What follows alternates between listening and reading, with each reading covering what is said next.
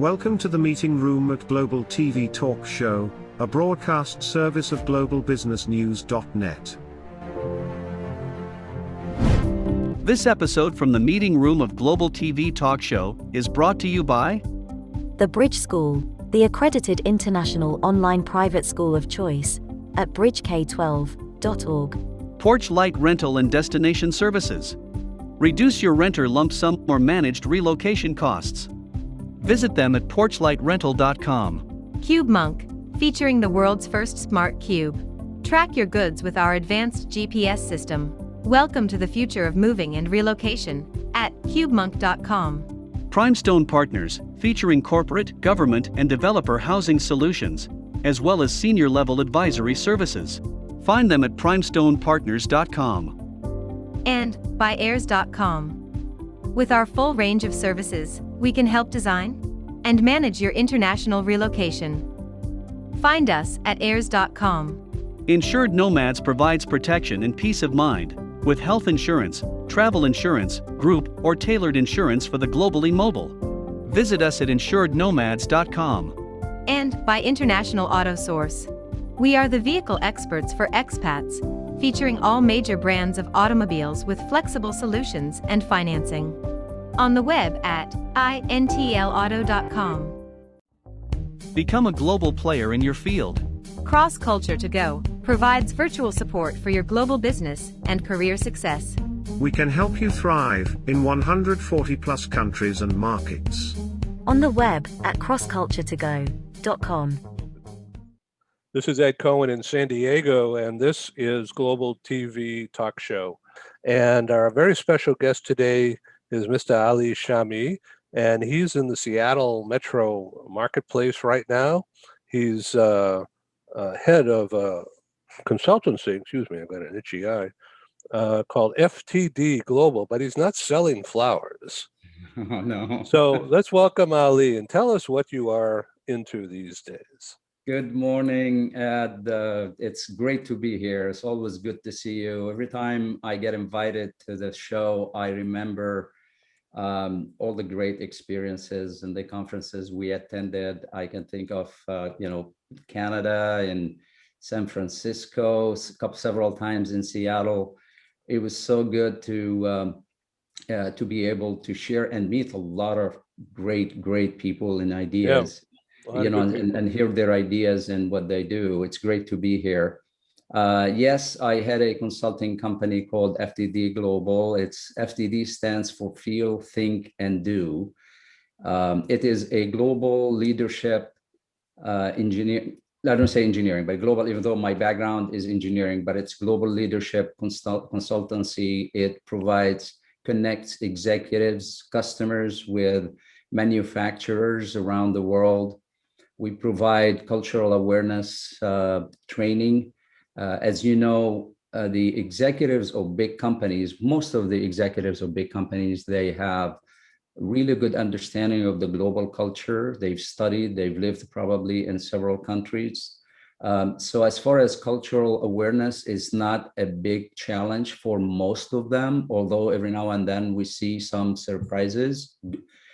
People are really good at certain things, but just when they go global, they go to planets that they've never been to. So, but in general, usually executives are pretty good. Although once you get into the negotiations, it's so easy just to gravitate towards the culture that you grow up in. So what we provide, we're like on the side, we sit with them, we prior to the meetings, during the meetings, after the meetings, provide cultural awareness. Hey, this is what I noticed going on. When you're working with the Japanese customers and they're quiet or they say hi, it doesn't mean yes. Those are just the clues and things that we share, that we go under the iceberg of the culture and say, here's the best way to build trust with other cultures. Now, once the executives of these companies decide they want to work together, it doesn't end there, right? You have the middle management and you have the workforce that they have to work with different cultures. So we'll say, we're not going to leave you there. We'll provide cultural awareness training and seminars to you to get the people to work, and we'll stay with you throughout the partnership. So that's in in a nutshell, Thank that's you. 50-day global. So I can't help but look in the background there by the door that you have a guitar, and it looks like a giant guitar, but it's probably a cello, right? It's a cello. Yeah. It's my new instrument that I played the my first instrument that I played well. When I say well is when we're with friends, when I start playing, nobody just head to the door. That means I say that to me is that's to me well. It's the oud is the Middle Eastern grandfather of the guitar. And so I played, and then cello has always been my, I love it. And so just a couple of years ago, I bought one, and once you play one instrument, it becomes easier to play another one. And so now I'm learning the cello, but please don't ask me to play if you and I continue to have the excellent ratings that you have in your show. So in the cello, do you do like the jazz type thing? No, Oh, no, you do it's a yo-yo ma. Yeah. exactly, Yeah. exactly. Well, that's cool. All right, so Yeah. let's talk about, do you consult with people in Boeing, or do you stay away from that? No, definitely. Boeing is one of my customers. And for everybody else, my background, I invested 28 years, great years at the Boeing company. And they are one of my main customers. And I've worked with them in several organizations, mostly in leadership positions. Goes from structures, operations, sales and marketing, customer service, customer engineering. So, but mostly I worked with customers, with international customers. So I supported international customers every 2 years. I'll go from one continent to the other, and that's where I've always been fascinated with cultures, but working for a company that gives you the opportunity to interact with customers in various cultures, what a wonderful way to make a living and enjoy what you're doing. So Boeing is one of my customers. I have other customers also that I support. Do you have female customers? Yes, and believe it or not, it's in places where the first one will be like, wait a minute, really? Yeah, in the Middle East. So we have really good. Good for you. Yeah, Good for them. And yeah. It's amazing. I mean, if you've noticed for the last 20 years, there's a lot of things that are happening in the Middle East, new visions, For sure. opposite to what you're listening to the news. There's a lot of, and female leadership is really, they've always been in the background, doing a lot of work, very influential, but now it's even more in the forefront, and it's just fascinating. Okay, now I want to talk about what's going on in the country, U.S. Let's just focus on U.S. This has nothing to do with politics, but everything to do with it. So, but from a business point of view, and the effects of the pandemic on everyday people includes you and me, trust. People they're afraid to go to a restaurant, never mind sit in a stadium, because is it clean and safe? They're afraid to go on a bus, never mind an airplane. Although some people are doing that. Air traffic is zooming the past couple of months. So I haven't been on a plane since early December when we went to Maui. But I passed the test, so I didn't care. So it's fine. But a lot of people are still afraid of doing that. And now companies are opening up. And how are they doing that? How are they bringing people back? Do you have any insight on how it's being managed? Yeah, I think it varies in the US at various companies. Some companies are moving faster than others. And there are some companies that are saying, hey, I don't think I need people to be collocated in one location.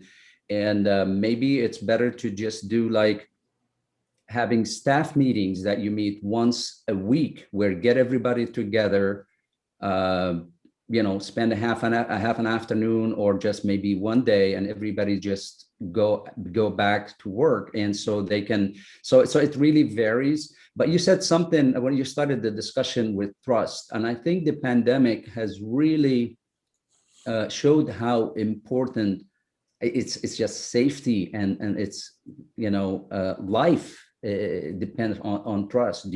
I work with you, do I trust that you're going to do what you say you want to do? Do you do what you say you want to do, and do you do what you say I want, what you say? So I think the first words that I heard from leaders, the first like maybe a month or two when people started working from home, the word trust came up several times between employees and managers. Like, leaders said, hey, excellent leaders, they said, hey, I trust my team, they trust me, it's not an issue. Others like, how do I trust that my employees are doing the work? We are on a Zoom meeting, they look like they're listening, but what's after we hang up the video conference, everybody goes back to work. In the office, hey, I see them, I can look at them, I can see they're working, they're not working, are they taking breaks, things like that. And of course, those are signs of managers who can be better leaders, because there's that mistrust going on.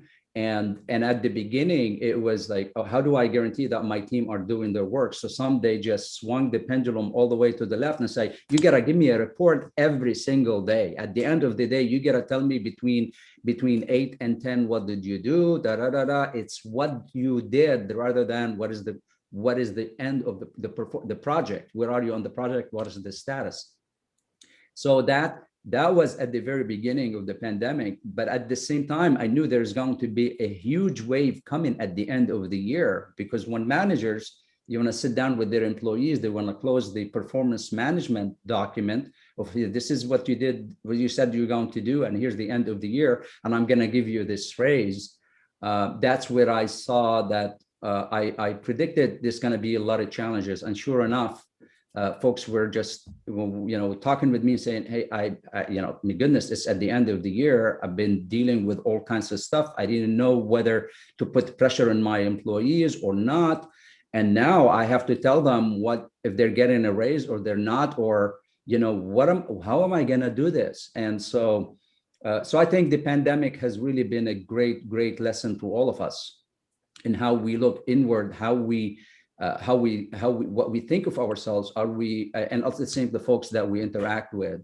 So if there's anything, is just brought trust up at the front stage. Yeah, but aren't more companies, or let me just ask you the direct question, are companies postponing the year-end review and just postpone it because there's no way to adequately measure work from home? And a lot of people aren't making any decisions because everything is frozen, and most people are really happy to get a paycheck of any kind. And although it looks like the economy is improving, for many people, it's not. This is the first time I haven't heard of any company that told employees, like, you know what, at the end of the year, you're expecting a bonus, you're expecting a raise, we're not going to give you a raise. Now, small companies might be able to do that, but large companies, by contract between the union and the company, there are contracts, they have to abide by the rules and what they committed. So there could be some small companies that very close, where the employees and the leadership are so close and they're supportive, that maybe the employee saying, hey, I'm telling you right now, we're suffering, I'm glad I still have the job. It's okay. I see you stressed, boss, about making the company survive. It's not a big deal. We can talk next month. We can talk in a couple of months, whatever. So I can see those are special cases, but in general, it's a commitment that needs to be made, and people have to do that. Otherwise, there's going to be a lot of issues between union and the companies, and and the leadership. So it's a bridge that they have to cross. Most of the companies, they have to cross and make decisions.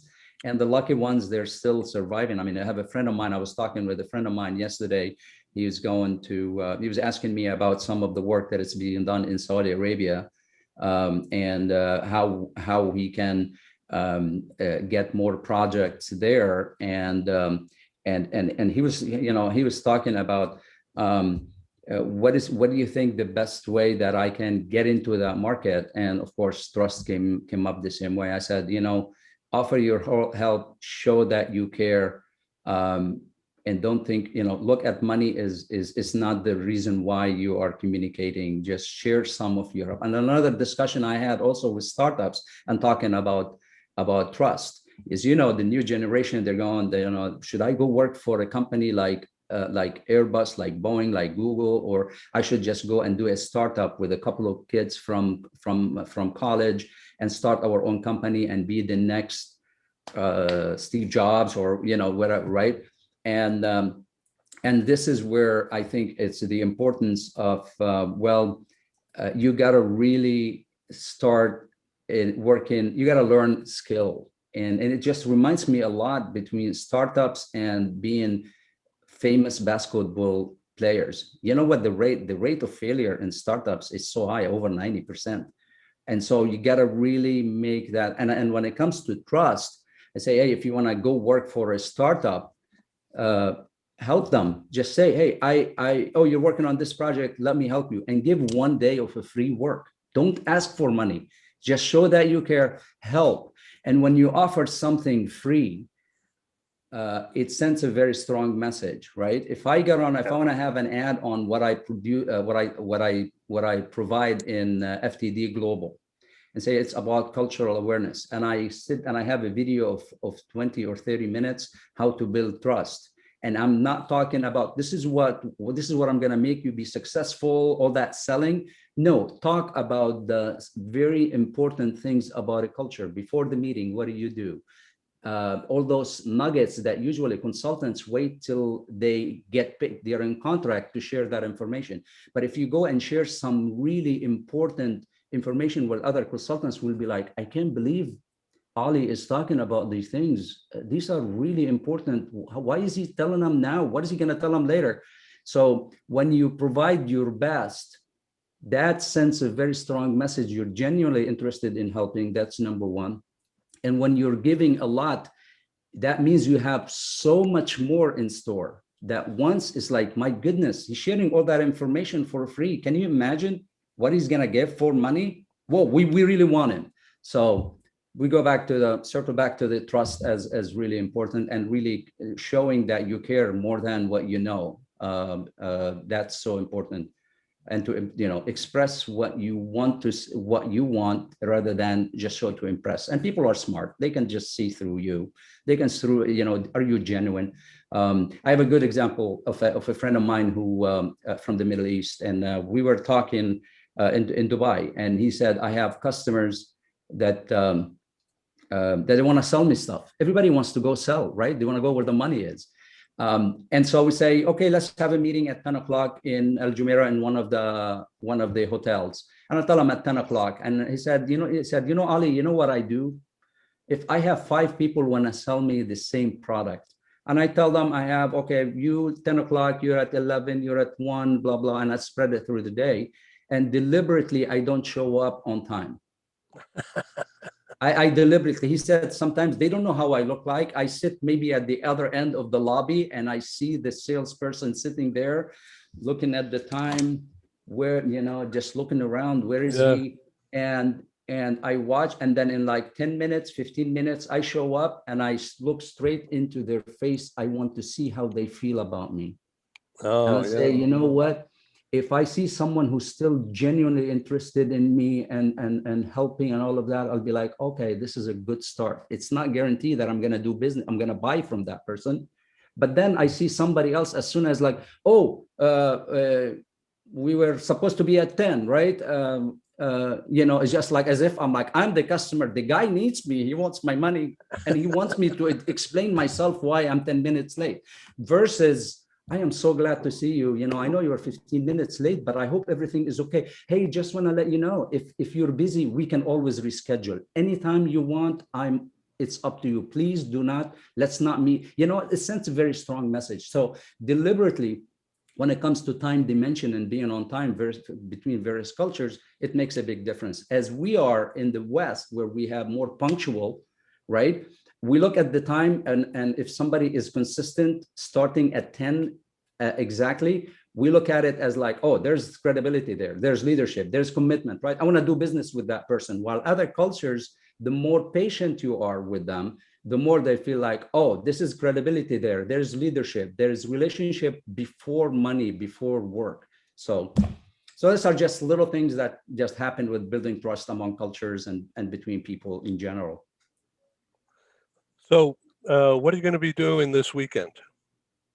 This weekend, I usually have Saturday is the time where just my wife and I, we go out, pick a different restaurant, and we relax. Maybe I can have like Zoom meetings with friends, with family overseas, so we should sit down. So Saturday, it's kind of like quasi relax, but at the same time, relationship building, connecting. And Sunday, my plan is just Sunday is open. Just whatever the wife wants, I do.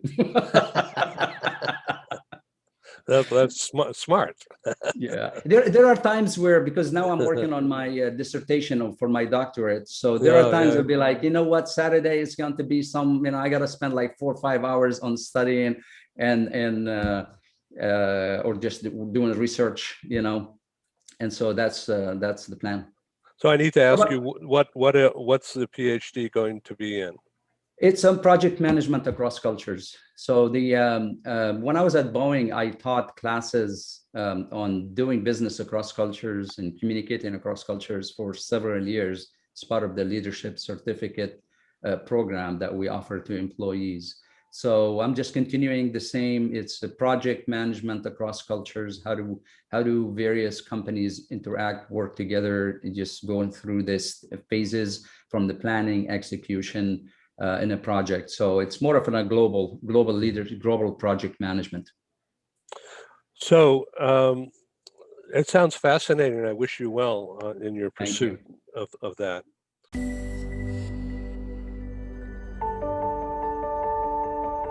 Something that's really neat is that the Bridge School partners with various organizations to provide learning for their students.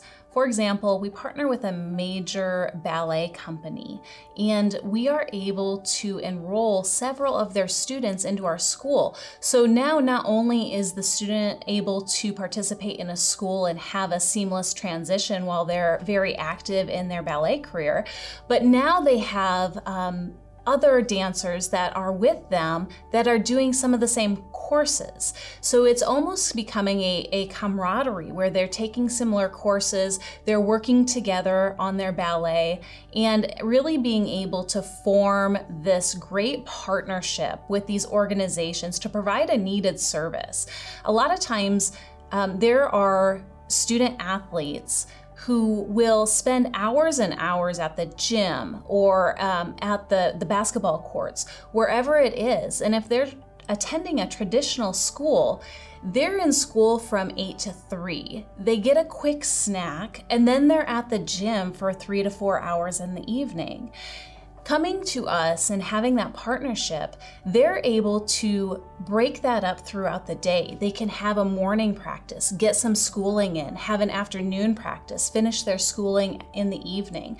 So there's that flexibility. And additionally, if there are tournaments or performances, it's fantastic because if there's a week where they have shows straight through, they can take that week off of learning and then pick back up when they're done. So it offers this great flexibility. And for the program owners of these sports leagues, it is a win-win situation for them because they see this need. They see this need that their students need to make sure that they are obtaining the grades necessary to be successful adults in our country and in other countries. But it provides them an environment where they can be successful at both.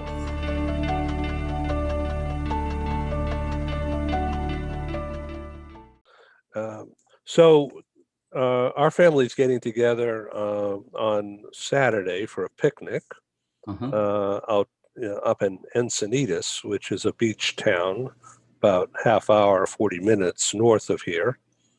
And the weather here, well, today it's going to be along the coast about 84. Nice. And which is unusual for this time of year. But the Santa Ana desert winds are blowing. So Oh, that means nice. the sea fog isn't here. And so along the San Diego coast, it's going to warm up. And this weekend's supposed to be quite similar. So that's real interesting. Nice. And I love, by the way, I love the photos you take and you post on LinkedIn and just like really, really cool. And I'm glad you did not go more in details. When I hear the word San Diego, I'm like, you remember, I live in Seattle. And there are two things that I try to talk about, topics that I'd like not to elaborate too much on. It's weather and food. Like a couple of days ago, we were on Clubhouse. I'm pretty sure you know about this new app that it's more of the audio conferencing. And I was in a Clubhouse in a room. On the side, there was one journalist, a well-known TV reporter, and in Beirut, and they started talking about this.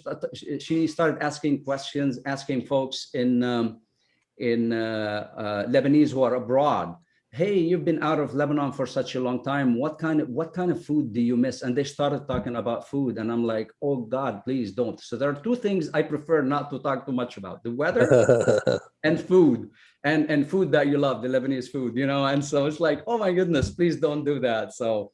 But that's exciting. That's exciting what you plan on doing this weekend. So in Clubhouse, I understand that you need an iPhone. I don't have an iPhone, so but I think I might have to get one just so I can play. Yeah, it's really interesting.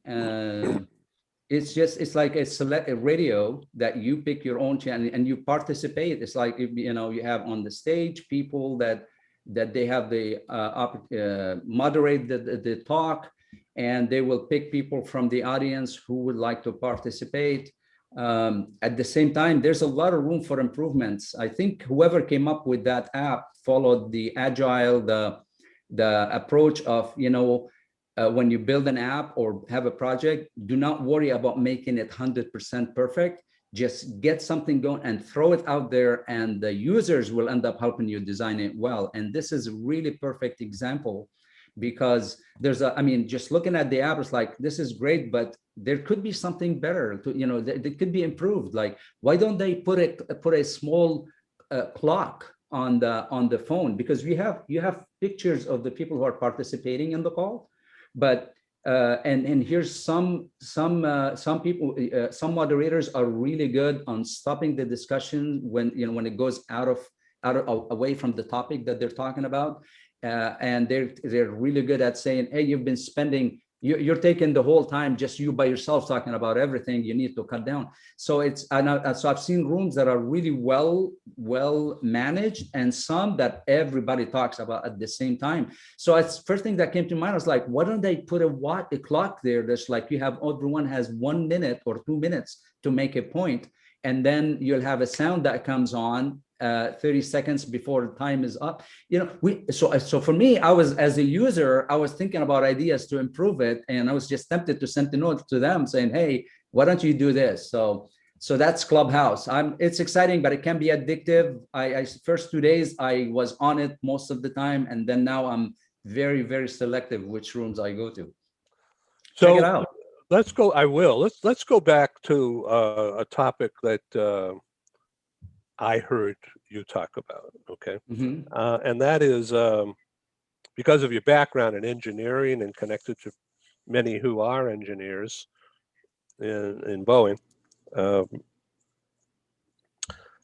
You're not in engineering anymore. You've gone beyond, and so you're preparing to build a business, expand a business. You're preparing to further your education with a PhD pursuit. And what's the engineering, quote unquote, what's the engineering of that pursuit? How are you structuring that? You're like, you're building a structure out of thin air, but Right. you're applying concrete things to fit in places. And so what's the pathway? Right. The most important, the thing that I envision. So now I would say I represent, or I understand the Middle Eastern culture. I understand the language, the faith, um, and so I represent that part of the world, right? My vision for the company is to have a board or a group of directors from various parts of the world. So structure-wise, engineering-wise, it's going to be I have a leader, an expert on one particular part of the world. So I'll have the Japanese director, Chinese director, European, maybe English, French, or starting first from Europe in general, and then starts narrowing down to have. So the structure is going to be a group of directors that represent different cultures, and those folks have lived in the United States. They understand the U.S. culture, and they grew up in that part of the world where they belong. They grew up in the country where they represent. They speak the language. They understand the details. They're in contact with folks on ground. So when somebody comes and say, "Yeah, I want to do business in the Middle East. I'm in Dubai. I don't know what to do." Well, hey, don't worry about it. I'm gonna get on the phone and I'm gonna call Fahad, and then Fahad will take care of you as soon as you get into the airport. You will be picked up. We'll talk with you about everything. Spend a week before you meet with the customer, so he can share with you everything that it's going on. First of all, get over the zone jet lag, tell you what are the things you want to do. And so structure wise, it's going to be a group of associates, of leaders or directors who represent parts of the world and provide that the same type of service, connecting businesses together and providing cultural awareness training and guidance, I would say, during tough negotiations at the higher level with the executives, but at the same time at the working level, to make sure that the companies work well together. So there's a lot of times, especially when we look for mergers, sometimes you have two executives from two different companies. They get along, they sit down, they're like, "Wow, this is amazing. We understand each other so well. Our company is gonna do well." But once they merge, that's where the problem starts, because not everybody is the same as those at the top, at the executives. So, and I've seen a lot of mergers suffer because of that. Is just because they don't work together in looking at this culture versus this culture. Maybe they're building a third culture. So that's I got into details about the engineering of the company, but this is my vision. As soon as I'm done with my dissertation, I'll be going full force for hiring folks for those regions. So one of the products that I'm calling it a product for my business is media, right? Essentially bringing people together in a global meeting room using Zoom, and people from across time, across cultures, across industries, across silos, bringing them together to exchange ideas, to learn something that is applicable to their own worlds, even though at the start it doesn't look it. And then they're taking something and then applying it for their own selves, right? Now, this is almost what you're doing in your pursuits, but with, on my part, a lot less science. So what I'm trying to figure out is, where are my players? Where my players, I guess, like baseball players, where are they coming from? And why would they want to share ideas on my platform? Okay. It's because of what they can take away from. All right. So now let's leave that over here for a second, and let's talk about something over here. Okay. But it's just over there, so it's not that far away. So I'm using my hands here. So okay. So I'm not standing up yet, but so well, you're mirroring me. That's the way I am. Just to grow up with using my hands and yeah, sitting. It took me a while to get used to sitting down in Zoom, but I'm used to getting up and walking around on this. But yes, please go ahead. do you know anybody? This Uh-huh. is not off the wall. This is related. Okay. Do you happen to know anybody who has a degree, like a collegiate degree, called Global MBA? Oh, I'll tell you why. You yes. know, I'm building a program, Uh-huh. a TV show called that. All right. And I'm using that starting like now of putting a label on this. Now, what are we going to learn? Well, it's about global interaction, cross-border communications. It's about selling stuff or buying stuff internationally, and virtual assignments, remote work, and utilizing talent, whether it's in Beirut or in Amman or in Dubai or in Kiev or in Latin America or in Perth, Australia, or in Nairobi, for instance. Bringing talent who are educated, who's something to learn and something to add, and it's global. So how do you manage all of that is exactly what you're talking about, I believe. Yeah. And it's the extended variety of what I've been doing here on Zoom the past year. I just love that topic. I mean, global MBA. Yeah. I haven't heard any like an MBA that people get in a degree, but the closest one to it, which is very similar to what is the international business degree, master's in international business, where I have I have several folks. I know several people who friends who got that degree in international business, and a lot of them who don't necessarily have a degree, they have an MBA in international business, but they've worked in that field, and later on they went and got certificates, and but the experience that they have in work, sometimes getting the degree only is just going and have a degree in an MBA, for example, by itself is dangerous. There's nothing worse than going to school, get an undergraduate, get a master's degree, get a PhD in a particular topic, and then never really worked in the industry. It's just two things that is really important: the scholar and the theory, the practice and the theory are so important. Added to that, leadership. That's the leadership model that it's really critical.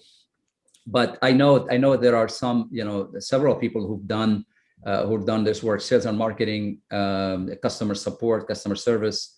So there's plenty of folks, but I just love that topic, and I think what you bring to the table is like you said, it's that dialogue, right? Why do people would want? I mean, you ask me, why do I always, every time you give me an opportunity to say, hey Ali, can you join this panel? I'll say yes, absolutely, I'd love to. Thank you so much. Why do I do that? Because I honestly, I walk away different than when I first started. I have connections with people that I connect with, ideas. Amazing how many people love to share ideas, like, oh wow, I wasn't thinking about that. This is a great thing. This is what I'm going to use. This is awesome.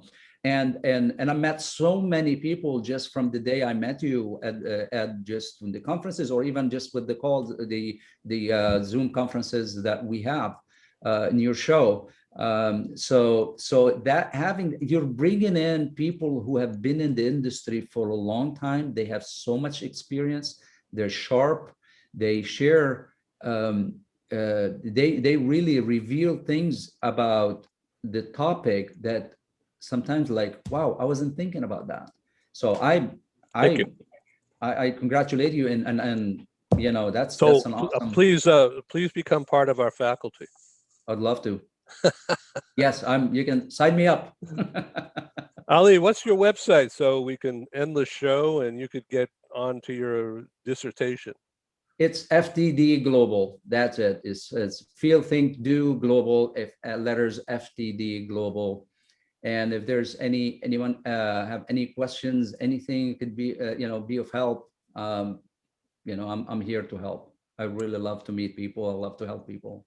Great. Okay, so come back in April. I'll alert you. And thanks for being on Global TV, Ali. Thank you. Thank you so much. Thank you so much. It's been a pleasure. Thank you. Take Okay, care. ciao, ciao. Bye-bye. Okay, cheers. Stay safe. Bye-bye. Thank you.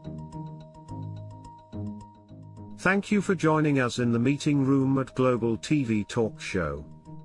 Have a wonderful day, and stay safe.